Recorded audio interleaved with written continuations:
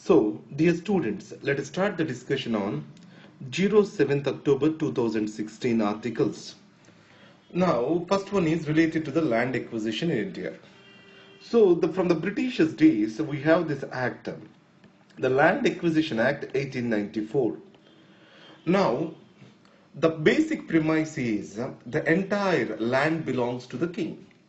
It means that the state today representing the king can have the right over any land if it needs that in the public purpose. So this act is intended to achieve the same end.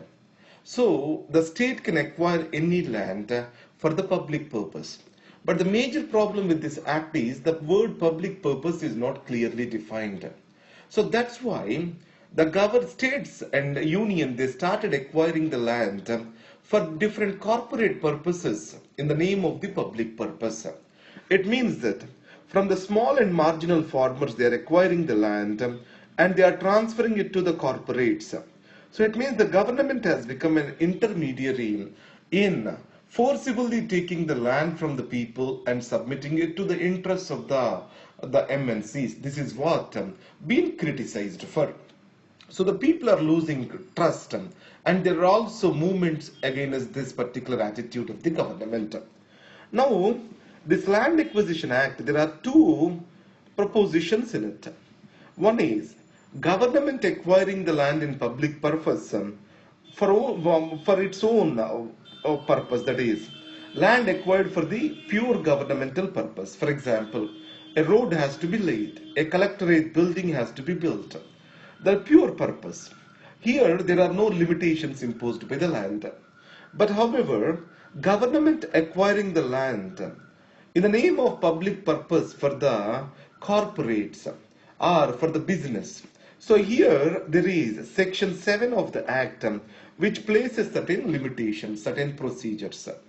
Now, what the government started doing, there are few Supreme Court judgments. What they say is, if the government is paying any proceedings of the land acquisition, or government is compensating the people for land acquisition even to 1 rupee, then it shall be considered as a governmental procurement of the land for its own purpose.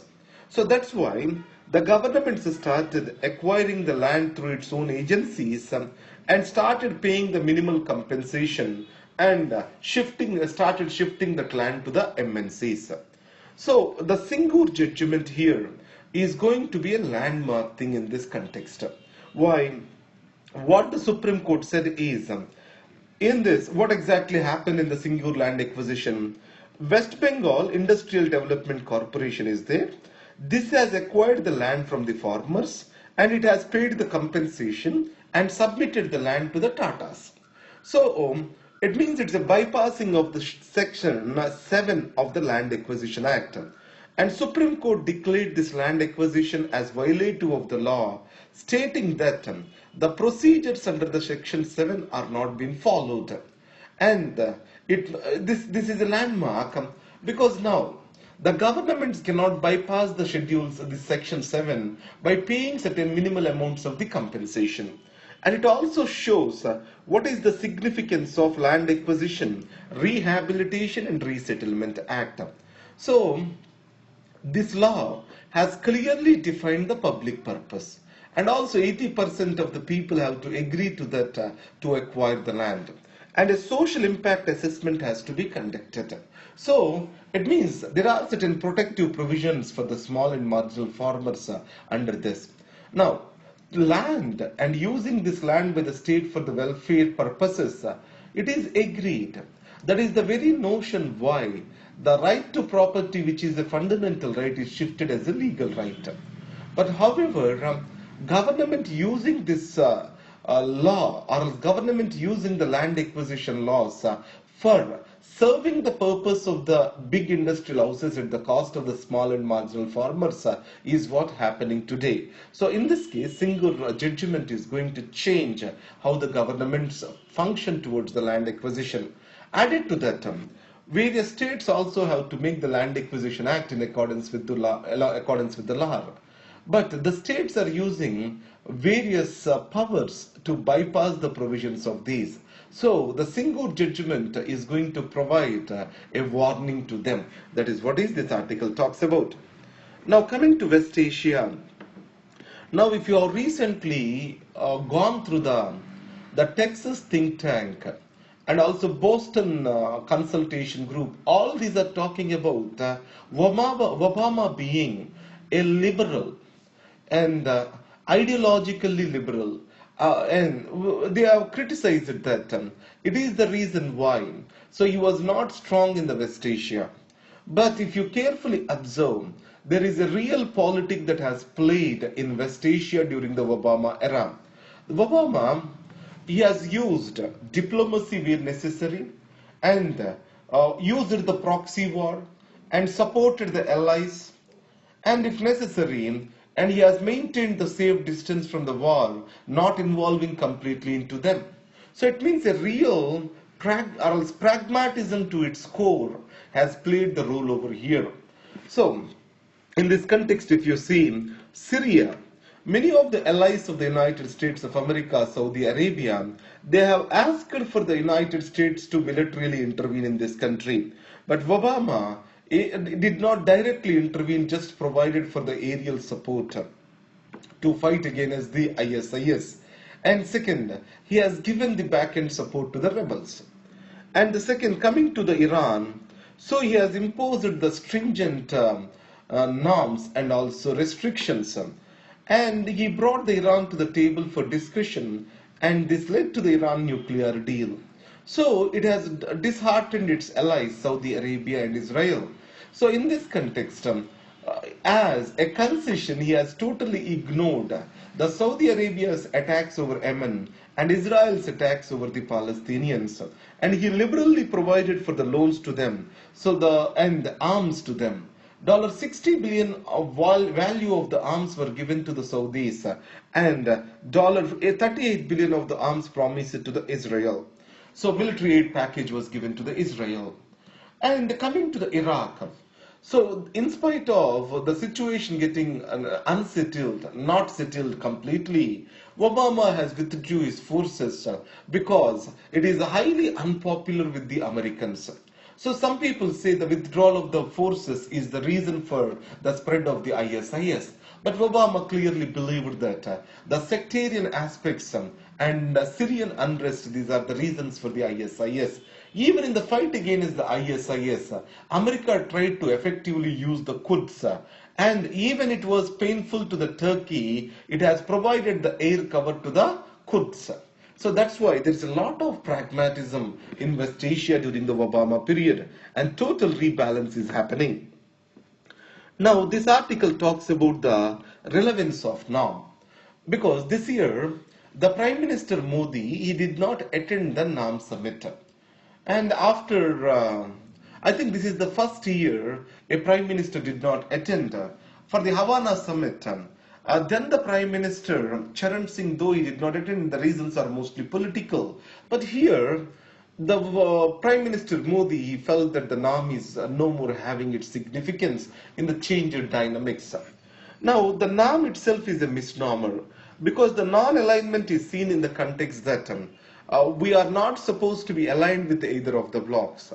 So the nomenclature has the Cold War overtones. But today, if you observe, the NAM, its central point is about maintaining the autonomy, independence of judgment of the newly independent countries. So it means even today, the autonomy in judgment, freedom in judgment, that is still relevant for these countries.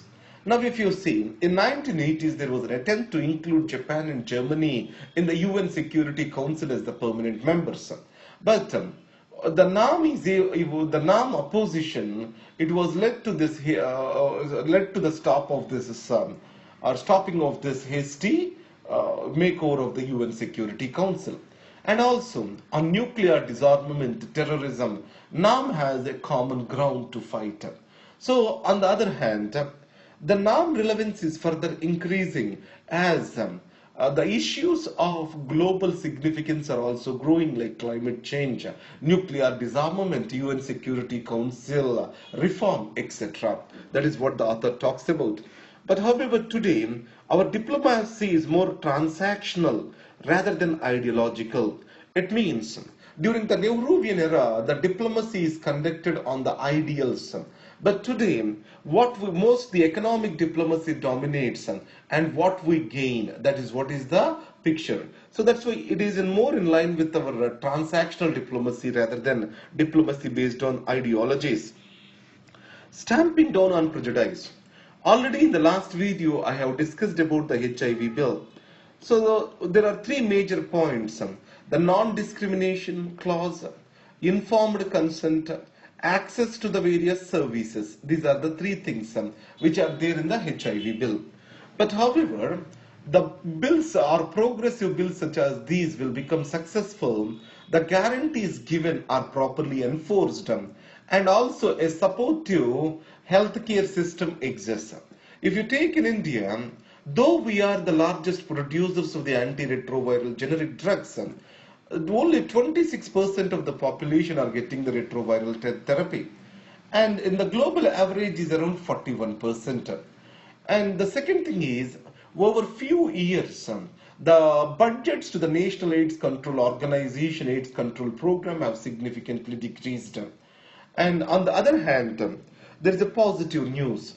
Among the patients visiting the antenatal clinics, the incidence of the HIV has significantly decreased. But there is a problem over here.